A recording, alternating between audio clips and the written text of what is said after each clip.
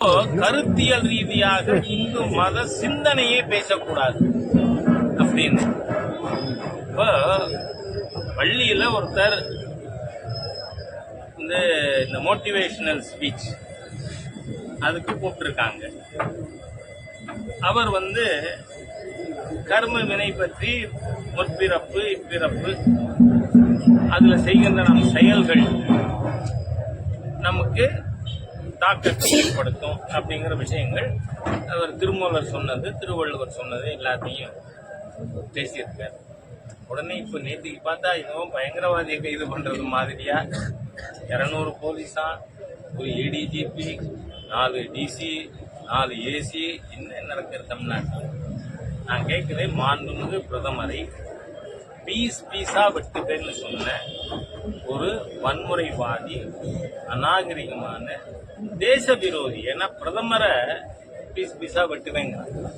அந்த தாமோ அன்பரசனை ஏன் இன்னும் இந்த காவல்துறையும் சரி இந்த அரசாங்கம் ஏன் கைது பண்ணல? பிரைம் மினிஸ்டர் அப்படி பேசலாமா? ஒன்றும் இல்லை, யாராவது ஒரு பிஜேபி கார் இந்த மந்திரி சபையில் இருக்க யாரையாவது அப்படி பேசிவிட்டாருன்னா சும்மா இருக்குங்க. சட்டம்னா எல்லாருக்கும் ஒண்ணுதானே, சட்டத்துக்கு முன் அனைவரும் சமம். அதனால இந்த அரசாங்கம் தமிழக டிஜிபி உடனடியா தாமோ அன்பரசனை கைது பண்ணணும்னு கேட்டுக்கிறேன். 2வது, இந்த கர்ம வினை எழுமைக்கும் ஏமாப்புடைத்துங்கிறார், 7 பிறவிக்கும் வள்ளுவர். அதே மாதிரியா திருமூலர் அவர்கள். இவங்களுக்கு என்ன பிரச்சனை? திருவள்ளுவர் அதோட நிறுத்தி இருந்தா கூட நம்ம மகேஷ் பொய்யாமொழிக்கு கோவம் வந்திருக்கு. இந்த திருவள்ளுவர் தானே பிறன்மனை நோக்கா பேராண்மைங்கிறார்.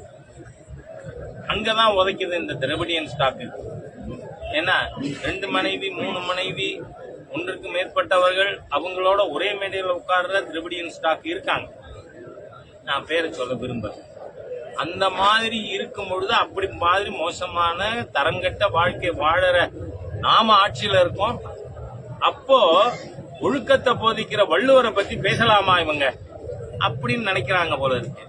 அனாவசியமா நீங்க இந்த மாதிரி நேற்றுக்கே பார்த்தேன்னா கல்லூரி மாணவர்கள், பள்ளி மாணவர்கள், மாணவிகள், இளைஞர்கள் அந்த மகாவிஷ்ணுங்கிறவருக்கு ஆதரவா பல கருத்து தெரிவிக்கிறாங்க. ஏன்னா நீங்க கருணாநிதி பத்தி யாரோ ஒருத்தர் அதிமுக எழுதி பாடினது, இந்த பாட்டை சாட்ட துருமுருன்னு ஒருத்தர் பாடிவிட்டாரு, தடை பண்றேன். நீங்க கோடிக்கணக்கான பாட்டு பல பேர் காலர் டியூனா வச்சுக்கிறான்.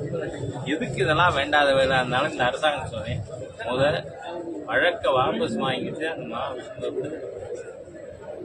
காரணம் உங்களோட சர்வாதிகாரம், கொள்கை ரீதியிலான சர்வாதிகாரம், அதை ஏற்றுக்கொள்ள முடியாது. வீதிக்கு வீதி கர்மவினை பற்றி பேசுவோம்.